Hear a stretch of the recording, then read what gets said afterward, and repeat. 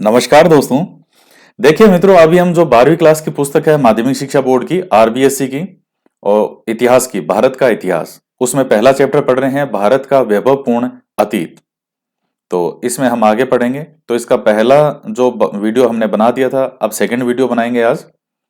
और जो last class में आपसे एक क्वेश्चन पूछा था कि इंडिका जो पुस्तक है वो किसके द्वारा लिखी गई है, तो उसका उत्तर सभी विद्यार्थियों ने बिल्कुल सही दिया था। मेगास्थनीज, इसके द्वारा लिखी गई है इंडिका, जिसमें मौर्य साम्राज्य, इनके बारे में हमें जानकारी मिलती है।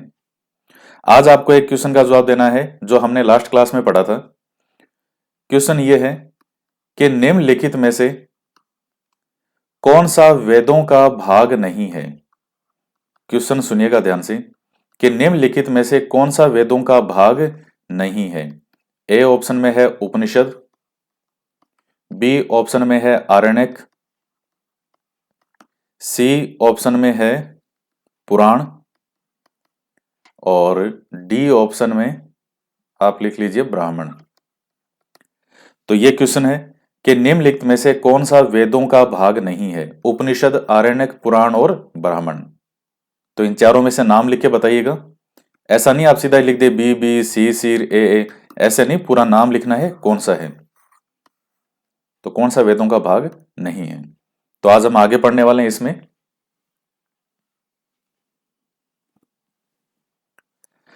तो आज हम यहां से पढ़ेंगे बौद्ध साहित्य से। तो बौद्ध साहित्य में क्या है कि प्राचीन भारतीय इतिहास के निर्माण में बौद्ध साहित्य की प्रमुख भूमिका रही है।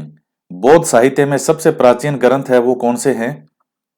त्रिपिटक, यानी तीन पिटारे। तो इनमें पिटारा है क्या, किस चीज के पिटारे हैं? साहित्य। और बौद्ध ग्रंथ जो है वो मुख्यतः आपको कौन सी भाषा में मिलेगा? पाली। ये थोड़ा सा डिफरेंस ध्यान में रखिएगा। बौद्ध साहित्य है वो पाली में, और जो जैन साहित्य है वो मिलेगा प्राकृत भाषा में। तो बौद्ध जो साहित्य है ये कौन से तीन पिटक हैं? सूत पिटक, विनय पिटक और अभिधम पिटक। तो ये तीन पिटक हैं, तो इसलिए इनको त्रिपिटक कहा जाता है। तो कई बार आपसे वैसे नाम पूछ लेता है कि बताइए निम्नलिखित में से कौन सा पिटक नहीं है, तो इन तीन के अलावा कोई भी नया अपनी तरफ से जोड़ के देता है वो। इनमें बौद्ध धर्म के नियम आचरण जो है वो संग्रहित है। बौद्ध ग्रंथों में दूसरा महत्वपूर्ण योगदान जो है वो जातक ग्रंथों का है। तो ये जातक कथाएं आपने सुनी होगी, अभी भी नेट पे आपको मिल जाएगी। जातक कथाएं लिखेंगे तो उसमें बौद्ध जो महात्मा बुद्ध हैं उनके पूर्व जन्म की कथाओं से संबंधित, तो उसमें उनके माध्यम से, उन कथाओं के माध्यम से उस समय की सामाजिक, धार्मिक और आर्थिक पक्षों की जानकारी मिलती है। इनकी संख्या 549 है। हालांकि ये आपसे नहीं पूछेगा। देखिए क्वेश्चन किस हिसाब से पूछेगा, ऐसा नहीं कि हम जो एक एक लाइन पढ़ रहे हैं तो वो एक एक लाइन परीक्षा में पूछेगा क्या। इसीलिए मैं आपको साथ में ये चीज बताता हूं कि ये चीज आपके ध्यान में रखनी है। अब जैसे ये वाली थी सूत पिटक, विनय पिटक और अभिधम पिटक, तो ये तीन पिटक हैं कौन से, जिनको कहते हैं त्रिपिटक, तीन पिटक। तो ये आपसे पूछ सकता है। या जो जातक कथाएं हैं किससे संबंधित हैं, तो महात्मा बुद्ध के पूर्व जन्म की कथाओं से संबंधित। जानकारी किसकी मिलेगी? उस समय के सामाजिक, धार्मिक और आर्थिक पक्षों की जानकारी मिलेगी। तो ये बन गए क्वेश्चन आपके। कौन सी भाषा में? पाली भाषा में। पाली भाषा के अन्य बौद्ध ग्रंथों में मिलिंद पनो, दीपवंश और महावंश है। इसमें सबसे ज्यादा फेमस और जो बहुत ज्यादा पूछा जाता है वो है मिलिंद पनो। इसमें है क्या? यूनानी आक्रमणकारी, ये जो राजा था यूनानी, मिनाइंडर, मिनेंडर या मिनाइंडर, मिनांडर लिखा आता है, मिनांडर, मिनाइंडर, मिनेंडर, और बौद्ध भिक्षु है नागसेन। तो इनके मध्य वार्ता का विवरण है किसमें? ये ग्रंथ है मिलिंद पन्हो। तो ये आपसे पूछ सकता है कि मिलिंद पन्हो ग्रंथ किसके द्वारा लिखित है? नागसेन के द्वारा। यह भी पूछ सकता है कि इसमें किस चीज का वर्णन है, तो मिनाइंडर और नागसेन के मध्य वार्ता का वर्णन। और वार्ता देखिए कुछ उदाहरण बड़े सुंदर दिए गए हैं इसमें। जैसे आपने अगर महात्मा बुद्ध के बारे में पढ़ा होगा, आपने और भी एग्जाम दिए हैं तो बुद्ध के बारे में आपने, महात्मा बुद्ध के बारे में और भी कुछ पढ़ा होगा। महात्मा बुद्ध ये हमेशा आत्मा जैसे जो इस तरह के क्वेश्चन होते थे, इनका कभी इन्होंने जवाब नहीं दिया, ये मौन रहते थे। तो क्योंकि ऐसे जो प्रश्न हैं तो इनको हम कहते थे अव्यक्तानी, यानी वो प्रश्न जिन पर महात्मा बुद्ध मौन रहते थे, ऐसे प्रश्नों को अव्यक्तानी कहा गया था। जैसे आत्मा जो है वो मरने के बाद क्या होता है, स्वर्ग होता है कि नरक होता है, कि ईश्वर है कि नहीं है, आत्मा है कि नहीं है। तो ऐसे प्रश्नों का कभी भी महात्मा बुद्ध ने जवाब नहीं दिया। क्यों? क्योंकि महात्मा बुद्ध का जो मुख्य रूप से दर्शन था वो ये था कि लोगों के जो दुख है उनको दूर करो। आप पढ़ते हैं कि 4 आर्य सत्य हैं उनके, सबसे पहला यही है, सर्वत्र दुखम दुखम। सभी जगह क्या है, दुख ही दुख है। विद्यार्थी जब एग्जाम देता है कई बार, अब मान लो सिलेक्शन नहीं हुआ, उस समय तक उसकी शादी भी नहीं हुई, अब वो उसको क्या दिखाई देता है, सर्वत्र दुखम दुखम। तो उसको लगता है हर जगह दुख ही दुख है, जीवन में सब जगह दुख है।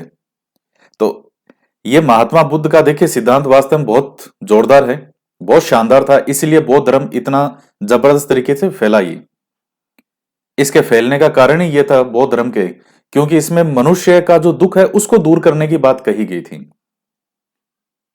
तो अब जैसे ये जो है मेनाइंडर और बौद्ध भिक्षु नागसेन के मध्य वार्ता का वर्णन है। तो इसमें एक जगह मेनाइंडर बौद्ध भिक्षु नागसेन से पूछता है कि भाई बताओ ये आत्मा क्या होती है, आत्मा क्या है।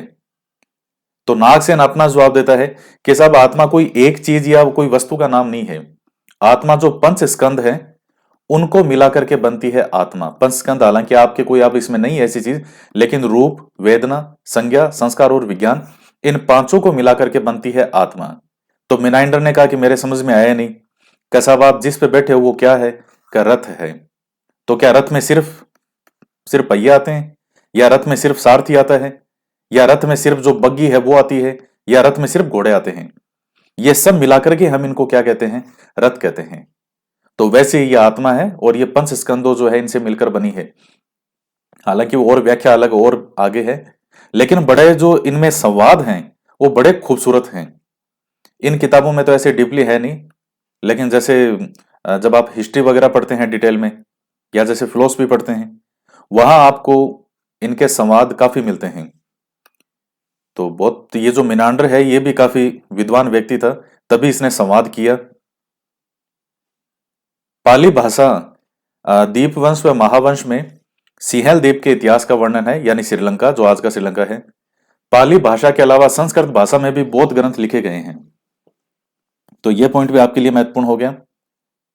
महावस्तु ग्रंथ है, यह गौतम बुद्ध के जीवन चरित्र पर आधारित ग्रंथ है, जबकि ललित विस्तार में लेखक ने गौतम बुद्ध को देवीय शक्ति के रूप में निरूपित किया है। हालांकि ये इसमें से सामान्यतः आपके एग्जाम में नहीं पूछता ये नाम से संबंधित। बाकी जैसे ये मंजूश्री मूलकल्प है, अशोक घोष का बुद्ध चरित्र है, सोदरानंद काव्य से भी ऐतिहासिक जानकारी मिलती है। तो इसमें अशोक घोष का जो बुद्ध चरित्र है ये सबसे ज्यादा महत्वपूर्ण है, और इसमें से जो है वो आपकी परीक्षा में पूछ सकता है कि बुद्ध चरित्र किसके द्वारा लिखित है, अशोक घोष के द्वारा। तो इनमें जो गौतम बुद्ध के जीवन चरित्र और शिक्षाओं की जानकारी मिलती है। और बौद्ध ग्रंथ दिव्यावदान में सत्कर्म और विरोचित कार्यों का वर्णन है।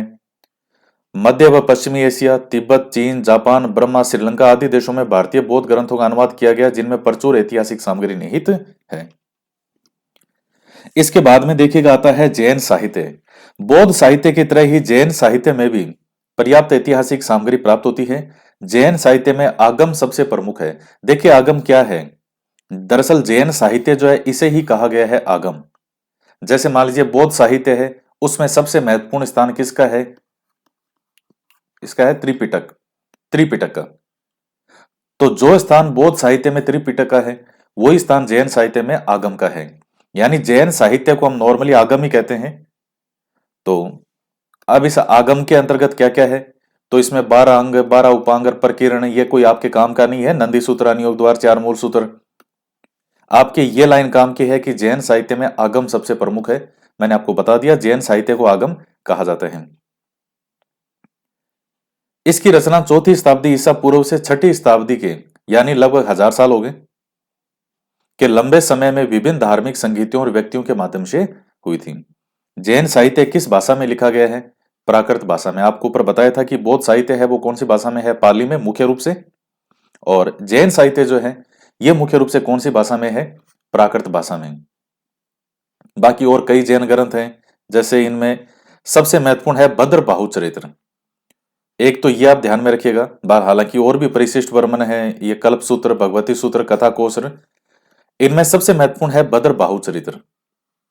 एक तो ये वेरी वेरी मोस्ट में है। और भगवती सूत्र जो है, अच्छा एक चीज और ध्यान में रखिएगा, जैन साहित्य भगवती सूत्र, इसमें 16 महाजन पदों का उल्लेख मिलता है। और यह प्रश्न आपके कई बार पूछा गया है। बौद्ध ग्रंथों की बात करें तो वहां उनका एक ग्रंथ आता है अंगुत्तर निकाय, हालांकि ऊपर लिखा हुआ नहीं था लेकिन पहले की किताबों में आपके सब आ चुका है ये। अंगुत्तर निकाय जो है बौद्ध ग्रंथ, इसमें 16 महाजन पदों का उल्लेख है। और जैन ग्रंथ जो है भगवती सूत्र, इसमें भी 16 महाजन पदों का उल्लेख मिलता है। तो जो 16 महाजन पद आप देखिएगा, वैसे देखा जाए तो डायरेक्ट आपके सिलेबस में कोई महाजन पद मेंशन नहीं है रीट में, लेकिन महाजन पदों में से क्वेश्चन हमेशा पूछता है, वो लगभग आता ही रहता है। तो इस तरह से टॉपिक एक दूसरे से जुड़े हुए होते हैं। तो ये पॉइंट आप ध्यान में रखिएगा, जिनसे ऐतिहासिक विवरण प्राप्त होता है। उसके बाद है आचरांग सूत्र में जैन साधुओं के आचार व्यवहार से संबंधित नियमों का संकलन है। आप तो ये नाम नाम ध्यान में रख लीजिएगा कि ये है किससे संबंधित, जैन साहित्य से। तो ये जैसे ऊपर वाले ये थे, ये बौद्ध साहित्य से संबंधित हैं, ये जैन साहित्य से संबंधित हैं।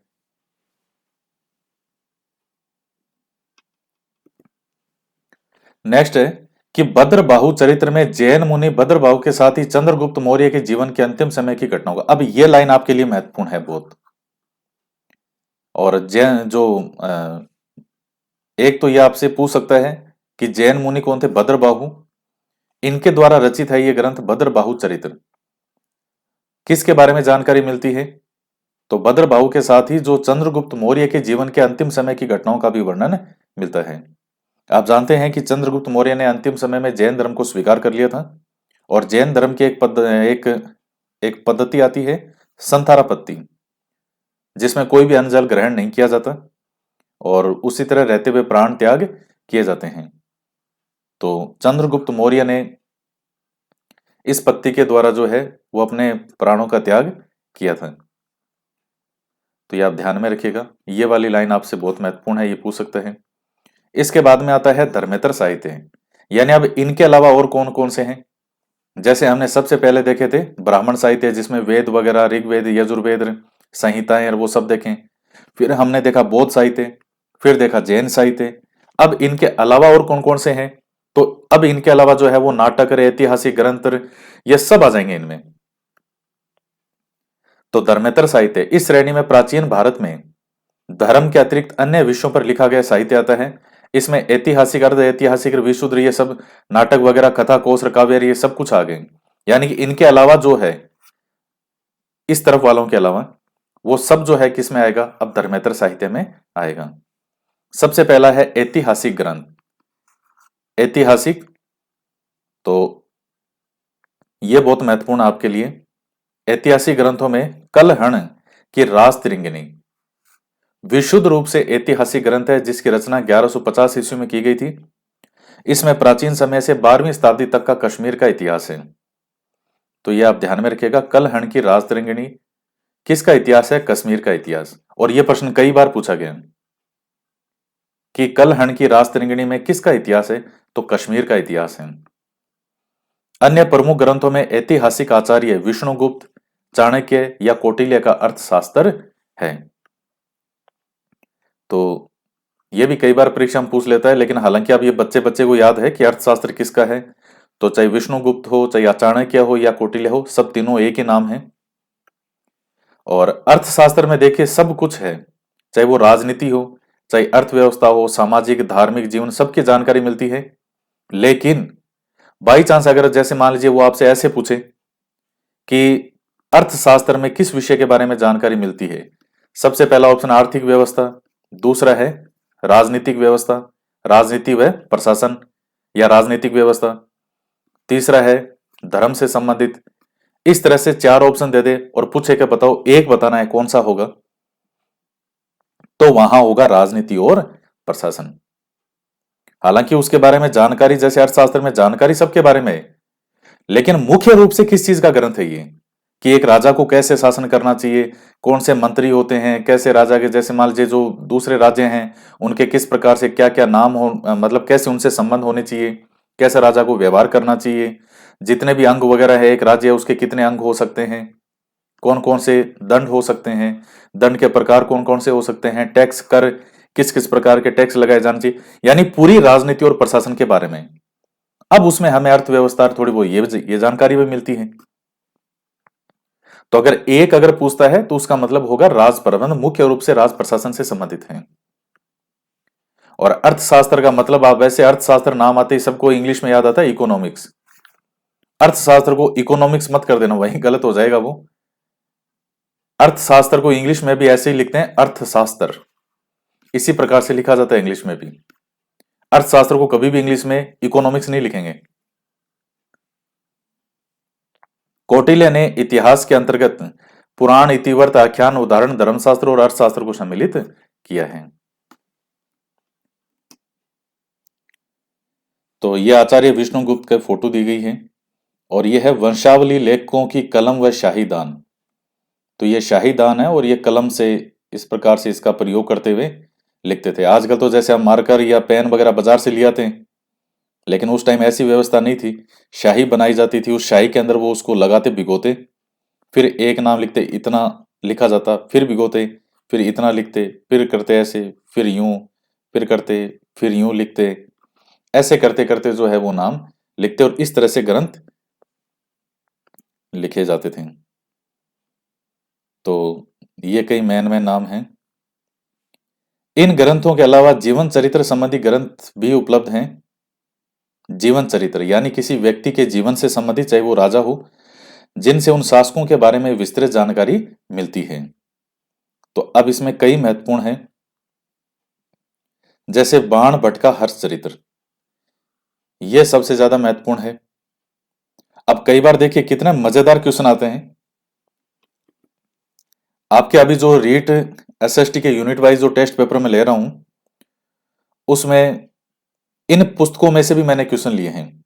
मैंने जो एक वीडियो बनाया था पहले, जब मैंने ये कहा था कि मैं REET SST unit wise test शुरू कर रहा हूं, तो उस वीडियो को हो सकता है सभी ने ध्यान से नहीं सुना हो। उसमें मैंने ये कहा था कि 6 से 10th के जो पेपर हैं वो सब तो मैं आपको ऑलरेडी उसमें दे चुका हूं, और अब उसके अलावा चाहे वो 11वीं 12वीं की आरबीएससी हो और चाहे एनसीईआरटी हो और दूसरी ऑथेंटिक किताबें, इन सब में से जो क्वेश्चन है, अच्छे अच्छे क्वेश्चन आपको बना के उसमें आपसे टेस्ट पेपर लिए जा रहे हैं। तो इन किताबों का भी इस्तेमाल किया है और कुछ क्वेश्चन आपको देखने को भी मिलेंगे इनमें। तो देखिए ये बाण भट्ट का हर्ष चरित्र, अब कई बार वो पूछता है कि हर्ष चरित्र की रचना किसके द्वारा की गई, और ए ऑप्शन में देगा हर्षवर्धन के द्वारा। तो कई बार वो हाथों हाथ वही हर्ष चरित्र नाम देखते ही टिका देते हैं हर्षवर्धन, जबकि किसके द्वारा थी, बाण भट्ट। और इनमें बात करें तो नैनचंद का जो नैनचंद्र सूरी का हमीर महाकाव्य है, ये बहुत महत्वपूर्ण है, तो ये कुछ ध्यान में रखिएगा। जयानक का पृथ्वीराज विजय वगैरह, ये सब तो आप जो राजस्थान के इतिहास में पढ़े ही हैं। यह जयानक का पृथ्वीराज विजय हो गया, नैनचंद्र का हमीर महाकाव्य, और तो ये मैन तो इसमें यही है 2-3, तो ये आप ध्यान में रखिएगा। बाकी में कोई ऐसी याद रखने की आवश्यकता नहीं है। यह बल्लाल का भोज चरित्र, यह नव सहसांक हो गया, ये विल्हण का विक्रमांक देव चरित्र, कोई इतनी आवश्यकता नहीं। बस ये ध्यान में रखना, ये मुख्य मुख्य नाम ध्यान में रखने की आवश्यकता है। इसके बाद में आता है विशुद्ध साहित्य ग्रंथ। नेक्स्ट क्वेश्चन आता है, ये नेक्स्ट है विशुद्ध साहित्य ग्रंथ। विशुद्ध साहित्य ग्रंथों में अनेक नाटक, व्याकरण ग्रंथ, टीका, काव्य, कथा, साहित्य कोशों की रचना की गई, जिनसे उस समय के शासकों, सामाजिक और आर्थिक जीवन की जानकारी मिलती है। पाणिनि का अष्टाध्यायी, पतंजलि का महाभाष्य, गार्गी संहिता, कालिदास का मालविकाग्नि मित्रम, विशाखादत्त का मुद्रा राक्षस, शूद्रक का मृच्छकटिकम, विज्ञानेश्वर की मिताक्षरा।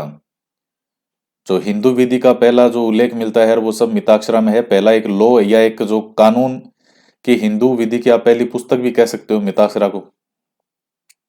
और इसके बाद है कामंदक का नीतिसार। तो ये कई ऐतिहासिक दृष्टि से महत्वपूर्ण ग्रंथ हैं और ये सारे ही आपके लिए महत्वपूर्ण हैं। और हमेशा पूछे जाते हैं। तो पाणिनि का अष्टाध्यायी, पतंजलि का महाभाष्य, तो गार्गी संहिता, कालिदास का मालविकाग्निमित्रम, विशाखादत्त का मुद्रा राक्षस, ये बहुत महत्वपूर्ण है। ये मौर्य साम्राज्य के मौर्य राजा के बारे में, चंद्रगुप्त मौर्य, उनके बारे में जानकारी मिलती है। शूद्र का मृच्छकटिकम हो गया। तो ये सब नाम आपको ध्यान में रखने हैं। इसके बाद ये जैसे कहानियां वगैरह हैं, कथा साहित्य, तो विष्णु शर्मा का पंचतंत्र। अब ये बहुत बार आता है कि पंचतंत्र की रचना किसके द्वारा, इसमें कहानियां हैं, बड़ी खूबसूरत और अच्छी अच्छी कहानियां। तो विष्णु शर्मा का पंचतंत्र, और उसके बाद ये बाकी जैसे गुणाढ्य की वृहत कथा, सेमेंद्र की वृहत कथा मंजरी, सोमदेव की कथा सरित सागर, अमर सिंह का अमरकोश आदि प्रमुख ग्रंथ हैं, जिनसे उस समय के समाज की जानकारी मिलती है। ये ग्रंथ ऐतिहासिक दृष्टि से महत्वपूर्ण है। इनमें विष्णु शर्मा वाला जो पंचतंत्र है ये, और एक जो जैसे अमर सिंह का अमरकोश, तो ये ज्यादा मोस्ट हैं, जो परीक्षाओं में अक्सर नाम आते हैं। बाकी पढ़ने तो हैं लेकिन ये कुछ ज्यादा पूछे जाते हैं। क्षेत्रीय साहित्य, क्षेत्रीय भाषाओं के ग्रंथों में भी प्रचुर ऐतिहासिक सामग्री मिलती है। प्राचीन तमिल साहित्य, तो क्षेत्रीय भाषा, क्षेत्रीय मतलब है पर्टिकुलर किसी स्थान से संबंधित या कोई स्पेशली कोई भाषा। तो क्षेत्रीय भाषाओं के ग्रंथों में भी प्रचुर ऐतिहासिक सामग्री मिलती है। प्राचीन तमिल साहित्य संगम, संगम साहित्य कहलाता है। इस साहित्य के प्रणेता अगस्त्य ऋषि थे। और इसके अलावा तेलुगु ग्रंथ दुर्जटी द्वारा लिखित कृष्ण देवराय विजुम विजयनगर राज्य के शासक कृष्ण देवराय की उपलब्धियों की जानकारी देता है। तो ये भी आप ध्यान में रखिएगा। इसमें राजस्थानी भाषा के ग्रंथों में, अब ये नाम तो आपने सब सुने होंगे। पृथ्वीराज रासो है, किसके द्वारा लिखा गया था, चंद्रवरदाई के द्वारा। पद्मनाभ का कानड़देव प्रबंध, बिठू सुजा का राव जैत सिंह छंद, ये बीकानेर के जो शासक थे राव जैत सिंह, उनके बारे में। सूर्यमल मिश्रण का वंश भास्कर, नैणसी का नैणश्री ख्यात, बांकीदास की ख्यात। तो ये इस तरह से हमें ये जानकारियां मिलती हैं। इसके बाद में आता है विदेशी विवरण या विदेशी साहित्य। प्राचीन काल से ही भारत की सांस्कृतिक और आर्थिक उपलब्धियां विश्व को आकर्षित करती रही। भारत के व्यापारिक संबंध विश्व के देशों से थे। धर्म व दर्शन का ज्ञान प्राप्त करने का व अध्ययन हेतु लोग विदेशों से यहाँ आते थे। इसलिए विदेशी लेखक भी भारत से प्रभावित हुए और उन्होंने भारत के संबंध में पर्याप्त विवरण दिया है। लेकिन इस विवरण का सावधानी पूर्वक अध्ययन करने की आवश्यकता है। तो सावधानी पूर्वक इसलिए कि बाहर से आए हैं, तो अब उन्होंने कितना सही तरीके से लिखा है उसको। सबसे पहला है यूनानी साहित्य। यूनानी साहित्य, यूनानी अब जो लेख हैं कईयों के नाम हैं। यूनानी लेखकों में टेसियस, हेरोडोट्स, निरियाकस, एरिस्टोब्यूलस, आनेक्रिटस, स्ट्रेबो, एरियन, स्काईलेक्स प्रमुख हैं। तो ये नाम आपको सुनने में अजीब लग सकते हैं। तो जैसे आपको इनके नाम अजीब लगेंगे, तो इनके भी नाम जब सामने आएगा, रामलाल, श्यामलाल, तो ऐसे नाम जब इनके सामने आएंगे तो इनको भी अजीब लगेंगे सभी नाम, कि ये कैसे नाम है। तो जैसे अपने को इनके नाम ऐसे लगते हैं, तो वो वहां के नाम रखे जाते हैं। सबके अलग कंट्री का जो है वो अलग अलग नाम रखने का होता है। सर्वाधिक महत्वपूर्ण पुस्तक चंद्रगुप्त के दरबार में यूनानी राजदूत मेगस्थनीज द्वारा लिखित इंडिका है। यह मैंने आपसे पूछा था लास्ट क्लास में। इसमें कई तरह के क्वेश्चन आपके बनते हैं कि जो मेगस्थनीज है उसने कौन सा ग्रंथ लिखा, इंडिका। और कई बार यह भी पूछा जाता है कि वो यूनानी राजदूत कौन था जो चंद्रगुप्त मौर्य के दरबार में था। ये जो आपका रीट 2018 वाला एग्जाम हुआ था एसएसटी का, उसमें एसएसटी वाले जो क्वेश्चन थे उसमें यह प्रश्न आया था, यूनानी राजदूत का नाम पूछा था। यूनानी विवरणों से चंद्रगुप्त मौर्य के प्रशासन, समाज और आर्थिक स्थिति के बारे में विस्तृत जानकारी मिलती है। यूनानी साहित्य में टोलमी का भूगोल, प्लिनी द एल्डर की नेचुरल हिस्ट्री, एरिस्टोब्यूलस की history of the war, Strabo का भूगोल आदि विशेष उल्लेखनीय है। पेरीप्लस ऑफ द एरिथ्रियन सी पुस्तक में बंदरगाहों और व्यापार का विस्तृत विवरण है। तो हालांकि इसमें से कोई आपसे वो ना, तो ये सिलेबस में आपके नाम कुछ बीच में ऐसे नहीं है, लेकिन अब जैसे ये इंडिका वाला ये तो है ही, ये पढ़ना है आपको। और थोड़ा बहुत ध्यान में रख लीजिएगा, भूगोल किसका, टोलमी का भूगोल हो गया, और ये स्ट्रेबो का भूगोल है, प्लिनी दी एल्डर की नेचुरल हिस्ट्री है, एरिस्टोबुलस की हिस्ट्री ऑफ द वार है, और पेरिप्लस ऑफ द एरिथ्रियन सी। तो इसमें क्या है, बंदरगांव और व्यापार का विस्तृत विवरण। इसके बाद में आता है चीनी विवरण, जो चाइना से आए। चीनी यात्रियों में फाइयान, सुंगयुन, हैनसांग और इत्सिंग का वृत्तांत महत्वपूर्ण है। तो सबसे पहले बात करते हैं फाइयान की। फाइयान गुप्त सम्राट जो थे चंद्रगुप्त सेकंड के समय जो भारत आया था। तो ये देखिए कई बार पूछा जाता है ये कि हैनसांग जो है वो किस शासक के समय आया। इसमें तो एक एक पॉइंट आपके लिए महत्वपूर्ण है ये, क्योंकि संख्या में कोई दो तीन है, कोई ज्यादा भी नहीं है, आपसे हमेशा पूछता है। अब ये कैसे जुड़ा हुआ है, तो आपके गुप्त काल सिलेबस में है। तो गुप्त काल सिलेबस में तो ये गुप्त काल से जुड़ा हुआ है कि कौन सा चीनी यात्री आया, तो चंद्रगुप्त सेकंड विक्रमादित्य के समय। तो ये आप ध्यान में रखिएगा। चंद्रगुप्त सेकंड कौन सा शासक है, ये गुप्त काल का शासक है ये। हैन सांग को यात्रियों का राजकुमार कहते हैं।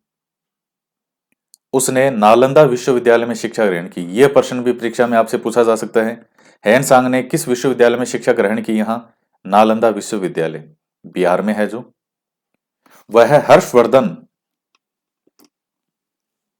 के राज्यकाल में 629 ईस्वी से 644 ईस्वी में भारत आया, और उसने अपनी पुस्तक सी यू की में भारत के समकालीन इतिहास का वर्णन किया है। तो जो चीन वाले हैं उनके नाम ऐसे ही होंगे, सी यू कीर, ची चूर, ये इस तरह से नाम मिलेंगे आपको। तो जो चाइना से ये जो हैनसांग आता है, तो सी यू की पुस्तक। इत्सिंग ने 7वीं शताब्दी के उत्तरार्ध में 672 ईस्वी से 688 ईस्वी तक भारत भ्रमण किया। उसने नालंदा विक्रमशिला विश्वविद्यालय के साथ ही भारतीय संस्कृति व समाज की भी जानकारी मिलती है। तो ये इत्सिंग आता है सबसे बाद में इनमें, तो आप ध्यान में रखिएगा। तो ये नाम आपसे पूछ सकता है, हैनसांग, फाइयान और इत्सिंग का। तो ये कई महत्वपूर्ण आपके हो गए। इसके बाद में इसमें कोई इतना ज्यादा अब ये आपके नहीं पूछता। कौन सा है, तिब्बत, तिब्बती वृत्तांत। तो भारत के ऊपर ही आएगा तिब्बत। तिब्बती वृत्तांत में तारानाथ द्वारा रचित तंग्यूर कंग्यूर इन ग्रंथों को महत्वपूर्ण माना है, और अरबी यात्री और भूगोलवेताओं ने भी भारत के संबंध में जानकारी दी है। मसूदी ने अपनी पुस्तक मिडास ऑफ गोल्ड में भारत का विवरण दिया है, और लिखा है कि भारत का राज्य स्थल और समुद्र दोनों पर था। और इसके अलावा भी कई नाम हैं। सिंध के इतिहास, अब इसका लेखक जो है वो अज्ञात मिलता है। कौन सा है, सिंध का इतिहास किसमें है, यह है चच नामा। अब इसमें देखिए इसका लेखक अज्ञात मिलता है, कोई इसका ग्रंथ का लेखक है नहीं ऐसे, लेकिन इसमें सिंध का इतिहास है।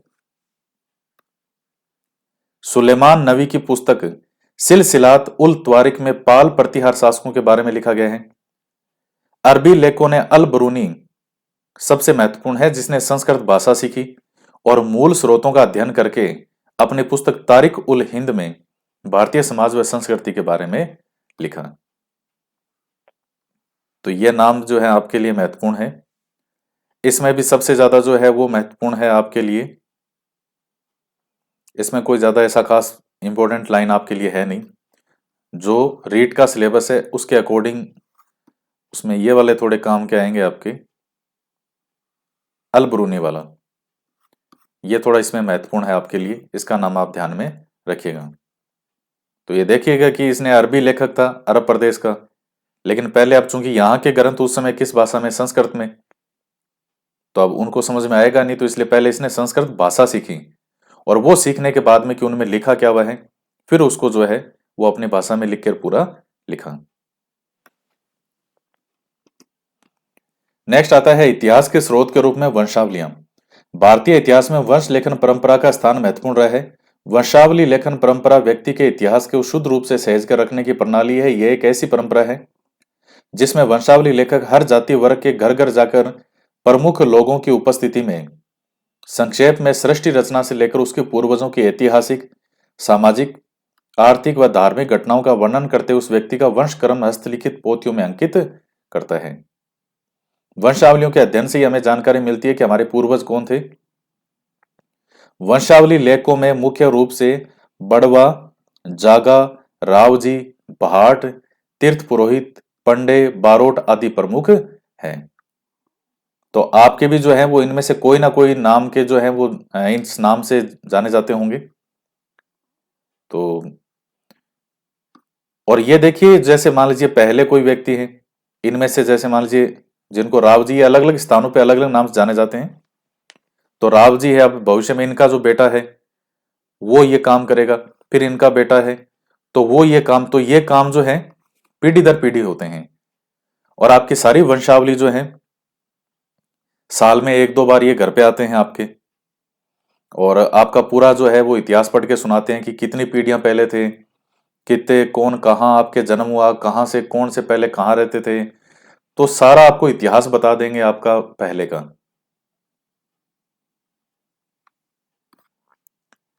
तो इनके बारे में जानकारी है। तो ऐतिहासिक स्रोत की दृष्टि से वंशावलियां निम्नलिखित बिंदुओं की दृष्टि से विशेष महत्वपूर्ण है। तो बाकी आगे का जो है वो नेक्स्ट क्लास में हम पढ़ेंगे। तो ये देखिए कुछ बेसिक सी जानकारी है कि हमें इतिहास के बारे में जानकारी मिलती कहां से है। हम अभी पढ़ क्या रहे हैं, प्राचीन भारतीय इतिहास के स्रोत, और उसमें हम पढ़ रहे हैं साहित्यिक स्रोत, फिर आएंगे पुरातात्विक स्रोत पे आएंगे। तो काफी महत्वपूर्ण फैक्ट होते हैं ये। तो इस क्लास में इतना ही, और वीडियो को लाइक और शेयर जरूर किया कीजिएगा। तो मिलते हैं नेक्स्ट वीडियो में। जय हिंद, जय भारत।